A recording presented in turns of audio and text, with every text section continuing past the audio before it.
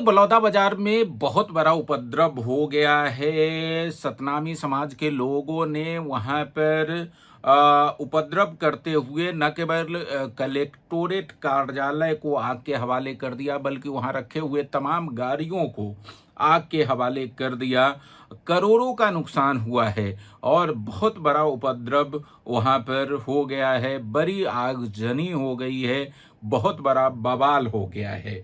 नमस्कार, मैं हूं डॉक्टर संजय शेखर और आप देख रहे हैं एडिटर जी न्यूज। जी हां, छत्तीसगढ़ के बलौदा बाजार जिले में सतनामी समाज के लोगों द्वारा बहुत बड़ा उपद्रव कर दिया गया है। वहां पर कलेक्टर कार्यालय को आग के हवाले कर दिया गया है। तस्वीरों को आप देखेंगे तो आप अंदाजा लगा सकते हैं कि पूरे कलेक्टर कार्यालय को आग के हवाले कर दिया गया। वहां पर रखी गाड़ियों को न केवल तोड़फोड़ किया गया, बल्कि उसमें भी आगजनी कर दी गई। सैकड़ों मोटरसाइकिल, कार और यहाँ तक कि वहां आग बुझाने के लिए पहुंचे दमकल की गाड़ियों को भी उपद्रवियों ने नहीं छोड़ा और सब कुछ को आग के हवाले कर दिया। प्रशासन व्यवस्था, क्योंकि पुलिस व्यवस्थी, क्योंकि राज्य शासन की तरफ से, प्रशासन की तरफ से जो है वो बल प्रयोग की अनुमति नहीं मिली थी। स्थिति ये हुई कि पुलिसकर्मी वहां पर भीड़ को संभालने की कोशिश करती रही। उनके हाथ में हथियार था, लेकिन हथियार होने के बावजूद वो उसका उपयोग नहीं कर सकते थे, क्योंकि प्रशासन की अनुमति नहीं थी, शासन की अनुमति नहीं थी। इसलिए पुलिसकर्मी भी बेबस थे। पुलिसकर्मी उग्र भीड़ को देखते हुए और उनकी हिंसक गतिविधियों को देखते हुए कई सारे पुलिसकर्मियों को वहां से भागकर अपनी जान बचानी पड़ी। ये हालात छत्तीसगढ़ के बलौदा बाजार जिले की है। दरअसल आज करीब करीब दोपहर में वहां पर कलेक्टर कार्यालय का घेराव करने के लिए बड़ी संख्या में लोग पहुंचे थे। सतनामी समाज के लोग पहुंचे थे। दरअसल सतनामी समाज के लोग वहां जो सतनामी पंथ के गुरु की तपो स्थली है, गुरु अमरदास की तपो स्थली बाघिन गुफा, उस बाघिन गुफा में जो जैत खाम लगा हुआ था, उस जैत खाम को तोड़े जाने से नाराज थे, उसको क्षतिग्रस्त किए जाने से नाराज थे और उसके आरोपियों के, उसके दोषियों की गिरफ्तारी और उसको सजा देने की मांग को लेकर के वहां पर सतनामी समाज का लगातार आंदोलन चल रहा था और वो आंदोलन आज हिंसक हो गया। आंदोलन यूं तो पहले से ही वहां पर लगातार जो है वो चल रहा था। लगातार वहां पर जो दशहरा ग्राउंड है, दशहरा ग्राउंड में कई दिनों से इनका प्रदर्शन चल रहा था, लेकिन आज पूरे प्रदेश से बड़ी संख्या में लोग वहां पर पहुंचे थे। कलेक्टर कार्यालय का घेराव करना चाहते थे। इसके लिए बाकायदा उन्होंने शांतिपूर्ण तरीके से आंदोलन करने की अनुमति मांगी थी, जिसको प्रशासन ने अनुमति दे दी थी। लेकिन करीब हजारों की संख्या में सतनामी समुदाय के लोग वहां पर कहने के लिए तो शांतिपूर्ण आंदोलन करने पहुंचे थे, लेकिन वो पूरी भीड़ उग्र हो गई और फिर पूरे कलेक्टोरेट को आग के हवाले कर दिया। वहां रखे गाड़ियों को आग के हवाले कर दिया, वहां रखे कारों को आग के हवाले कर दिया और तो और जब आग पर काबू पाने के लिए दमकल की गाड़ियों को बुलाया गया तो उसको भी आग के हवाले कर दिया। ये जो पूरा मामला है, ये पूरा मामला बहुत ही हिंसक और उपद्रव से भरा हुआ हो गया और आप इन तस्वीरों में देख सकते हैं कि ये तस्वीरें क्या कहती हैं, किस स्तर पे ये पूरा जो है किस स्तर की ये पूरी हिंसा रही होगी, इसका अंदाजा आप लगा सकते हैं। सामने जो आए उनके साथ मारपीट की गई, कई पुलिसकर्मी घायल है और पुलिसकर्मी जवाबी कार्रवाई इसलिए नहीं कर पाए क्योंकि पुलिस कर्मियों के हाथ बांध दिए गए थे। राज्य शासन की तरफ से, शासन की तरफ से जो है उन पर बल प्रयोग करने की अनुमति उन्हें नहीं मिली।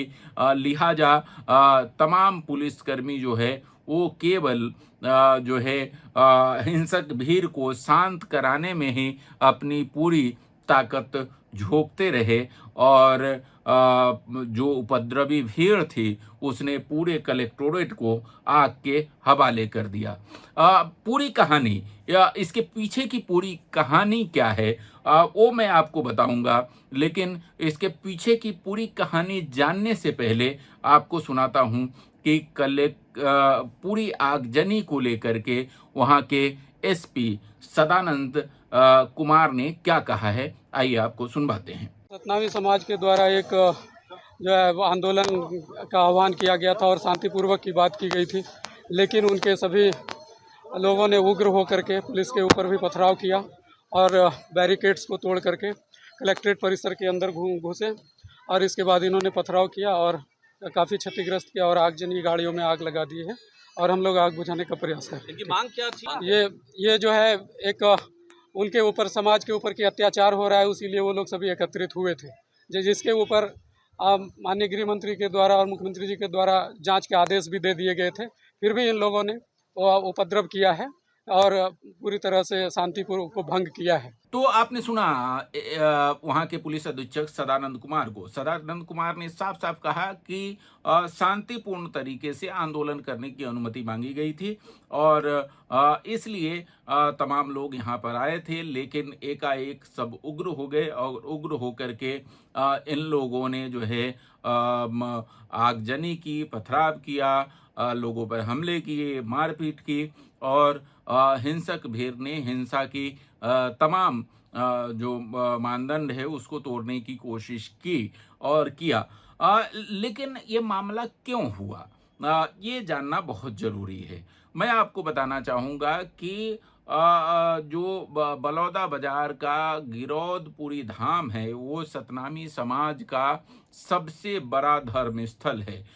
ये दरअसल सतनामी समाज के जो प्रमुख रहे हैं, सतनामी समाज के संस्थापक बाबा गुरु घासीदास, उनकी तपोभूमि और उनकी जन्मस्थली है। दरअसल बाबा गुरु घासीदास के एक पुत्र बाबा अमरदास थे। संत अमरदास जो कि बाबा गुरु घासीदास के पुत्र और उनके उत्तराधिकारी थे, उनकी एक तपोस्थली है। उस तपोस्थली का नाम है जो बाघिन गुफा। दरअसल ये मानाकोनी गांव में है जो गिरौदपुरी से करीब 5 किलोमीटर की दूरी पर है। ये मानाकोनी गांव में जो बाघिन गुफा है, कहा जाता है कि बाबा गुरु घासीदास ने करीब 7 से 8 साल की अवस्था में बाबा गुरु घासीदास और सफूरा माता जो उनकी माँ थी, बाबा गुरु घासीदास उनके पिता थे, उनको आध्यात्मिक ज्ञान के लिए, तपस्या करने के लिए अपने पुत्र अमरदास को जो है वो भेज दिया था बाघिन गुफा में तपस्या करने के लिए। मैं आपको बता दूं कि बाबा अमरदास का जन्म जुलाई 1774 ईस्वी को गुरु पूर्णिमा के दिन हुई थी और 1800 ईस्वी के आसपास उनको तपस्या करने के लिए भेज दिया गया था बाघिन गुफा में। उस जमाने में वो जंगल था पूरा और गुफा नुमा वो स्थल है जहाँ पर सांप, बिच्छू और तमाम जानवर रहने की बात जो सतनाम पंथ के साहित्य है उसमें की जाती है। और वैसी स्थिति में बाबा अमरदास ने, संत अमरदास ने वहाँ पर बरसों तक तपस्या की और आध्यात्मिक ज्ञान को प्राप्त किया और उस ऊर्जा से ओतप्रोत होकर के फिर वो लौटे और उन्होंने बाकायदा जो है वो सतनाम पंथ का जो धर्म ध्वजा है उसको बाबा गुरु घासीदास के बाद आगे उन्होंने उसको संभाला और सतनाम पंथ को आगे बढ़ाने में उन्होंने काफ़ी काम किया। बाबा अमरदास, संत अमरदास की 1882 ईस्वी में अंगारमती के साथ शादी भी होती है। वो गृहस्थ जीवन में थे। जो सतनामी समाज के जो गुरु होते हैं वो पारिवारिक जीवन में रहते हुए अपने पंथ का प्रचार करते हैं और उसी तरीके से संत अमरदास ने भी इस पंथ का प्रचार किया था।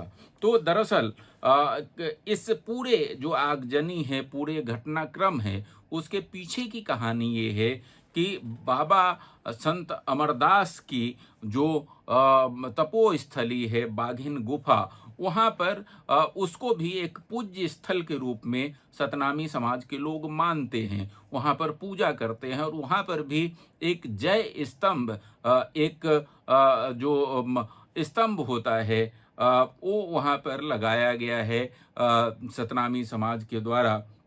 जो उनका स्तंभ होता है वो वहाँ पर लगाया गया है। सफ़ेद कलर का श्वेत पूरा स्तंभ होता है, उसको वहाँ पर लगाया गया था। और 15 और 16 मई की दरमियानी रात पे कुछ असामाजिक तत्वों ने ये जो स्तंभ है, जिसको जैत खंभ कहा जाता है सतनामी समाज के द्वारा, जैत खंभ जो है वो उनके धर्म के प्रतीक के तौर पर है, एक धर्म ध्वजा के तौर पे इसको माना जाता है और इसको बहुत पवित्रता के साथ इसकी पूजा सतनामी पंथ के लोगों द्वारा की जाती है।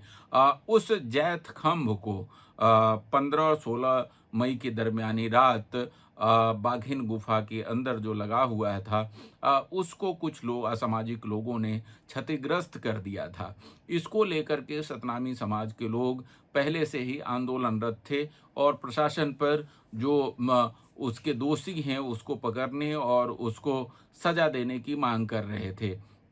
लेकिन हुआ ये कि पुलिस ने सूचना के आधार पर 3 लोगों को गिरफ्तार किया इस मामले में। लेकिन जो स्थानीय लोग हैं, जो सतनामी समाज के लोग हैं, जो सतनामी समाज के गुरु हैं, उनका कहना है कि ये असली आरोपी नहीं हैं, ये कोई दूसरे लोग हैं। और इस बात को लेकर के, असली आरोपी को पकड़े जाने को लेकर के वो लोग लगातार आंदोलन कर रहे थे और पिछले दिनों से लगातार वो दशहरा मैदान जो कलेक्टोरेट का परिसर है वहाँ पर आंदोलनरत थे। आज उन्होंने एक साथ पूरे प्रदेश के लोगों को बुला करके कलेक्टोरेट के घेराव शांतिपूर्ण तरीके से करने का उन्होंने अनुमति मांगी थी प्रशासन ने, जिसे प्रशासन ने दे भी दी थी।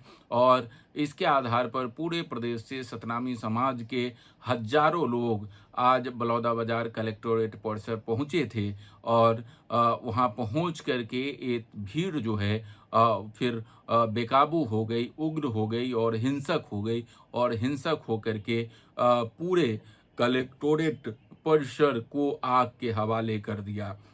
न केवल कलेक्टोरेट परिसर बल्कि कलेक्टोरेट परिसर में रखे हुए तमाम मोटरसाइकिल, तमाम कार और तमाम गाड़ियों को आग के हवाले कर दिया गया। सामने जो आया उसके साथ मारपीट की गई, पुलिस के साथ भी मारपीट की गई और पुलिस को भी भाग करके जान बचानी पड़ी, क्योंकि पुलिस को अनुमति नहीं थी बल प्रयोग करने की और पुलिस बल प्रयोग नहीं कर सकी इतनी उग्र भीड़ के सामने। लिहाजा ये पूरा घटनाक्रम वहाँ पर हो गया।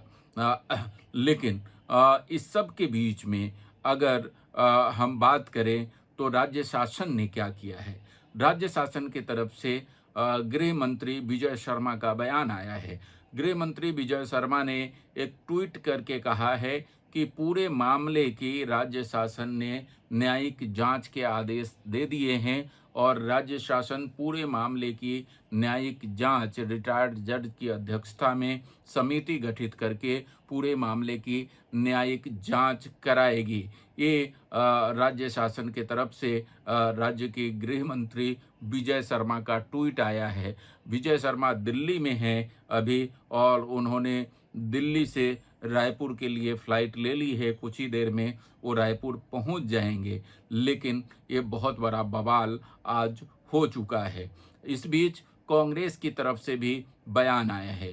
कांग्रेस के जो प्रदेश अध्यक्ष हैं दीपक बैज, उन्होंने पूरे घटनाक्रम को जो है वो अप्रिय और दुर्भाग्यपूर्ण करार दिया है। उनका कहना है कि राज्य शासन की लापरवाही की वजह से ये घटना हुई है। राज्य शासन अगर समय पर रहते हुए इस मामले को देखती, गंभीरतापूर्वक जांच करती और दोषियों के खिलाफ कार्रवाई कर ली होती तो इस तरह के घटनाक्रम नहीं हो पाते। इस तरह का बयान कांग्रेस पार्टी की तरफ से आया है। हालांकि उन्होंने तमाम लोगों से शांति बनाए रखने की अपील की है।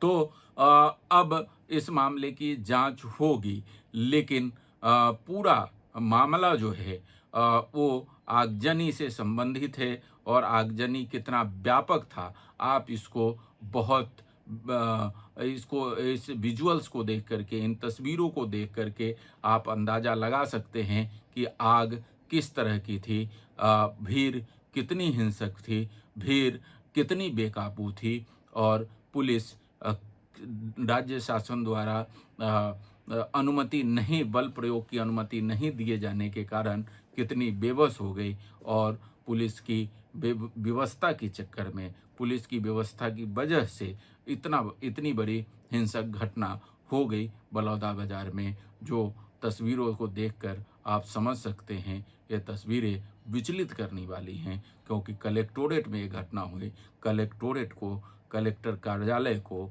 और वहाँ के तमाम ऑफिस को, तमाम संपत्तियों को आग के हवाले करके उसका करोड़ों का नुकसान किया गया है। हमारा ये वीडियो आपको कैसा लगा हमें कमेंट बॉक्स में बताएं। वीडियो अगर अच्छा लगा तो इसे लाइक करें और अभी तक यदि हमारा चैनल आपने सब्सक्राइब नहीं किया है तो इसे सब्सक्राइब करना न भूलें। अगली बार किसी अन्य वीडियो के साथ मैं आपके सामने हाजिर होऊंगा। तब तक के लिए मुझे इजाज़त दीजिए। नमस्कार।